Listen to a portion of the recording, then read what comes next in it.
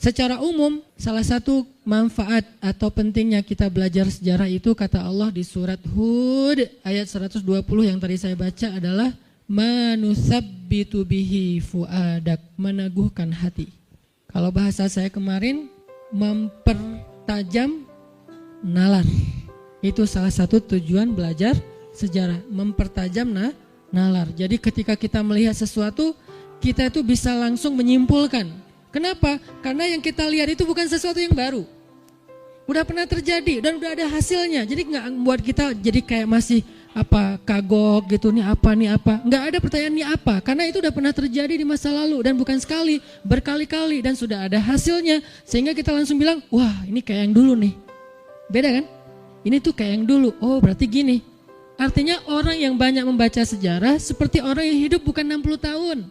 Tapi ribuan tahun, orang yang banyak pengalaman pastinya nggak akan terlalu blank dalam melihat hal-hal yang terjadi dalam kehidupan dia.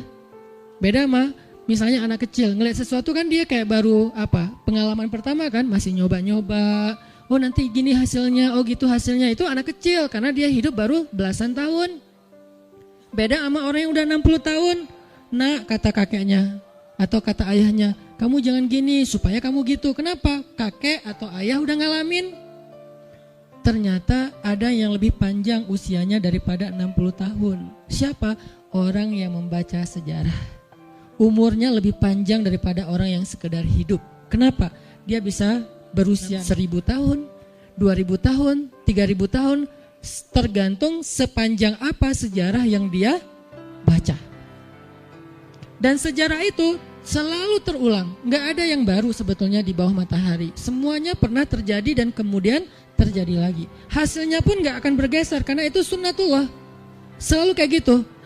Siapa yang taat kepada Allah, siapa yang mengikuti jalannya petunjuk Allah, maka dia akan kesini hasilnya. Siapa yang mengingkarinya, maka kesini hasilnya. Itu udah jadi sunnatullah dalam sejarah kehidupan di dunia. Bukan hanya sejarah kehidupan kita, termasuk jin sebelum kita.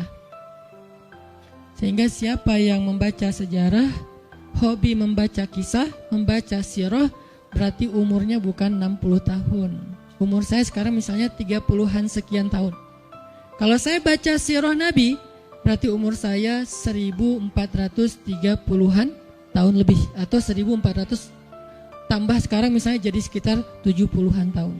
Itu usianya. Kenapa? Saya baca sirah Nabi, saya baca sirah sahabat, saya baca sirah Bani Umayyah, saya baca sirah Bani Abbasiyah, saya baca sejarah Bani Utsmani, saya baca sejarah Bani Fatimiyah, saya baca tentang perjalanan kaum muslimin di Eropa misalnya, dan segala macam. Makin banyak baca sejarah Islam yang tua banget, yang udah 1400 tahun itu, berarti semakin panjang usia kita. Seperti orang yang sudah hidup ribuan tahun, artinya dia punya pengalaman yang banyak. Pengalaman itu membentuk pola pikir. Pola pikir itu menjadi guidance dia dalam mengambil sikap terhadap kejadian-kejadian dalam kehidupan dia. Itu pentingnya sejarah. Sehingga kalau ada orang yang masih bingung, kenapa ya? Pertanyaan itu berarti pertanyaan yang jarang baca sejarah. Kenapa ya umat Islam kayak gini? Kenapa ya kita kayak gini? Kenapa ya kita susah bangkit? Kenapa ya kita, dan segala macam. Pertanyaan kenapa? Karena dia kurang analisa. Memang kita tetap butuh menganalisa realitas yang membaru.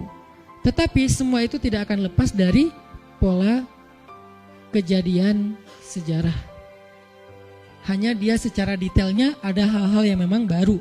Tapi secara garis besarnya itu tuh pernah terjadi. Baik dalam kasus personal, keluarga, bahkan bangsa. Dalam kasus personal, kasus pribadi kita, atau dalam kasus keluarga kita, atau dalam kasus bangsa kita, adegan kolosal bangsa kita, itu tuh pernah terjadi. Sehingga ketika terjadi lagi, orang yang hidup dalam sejarah, dia gak akan heran.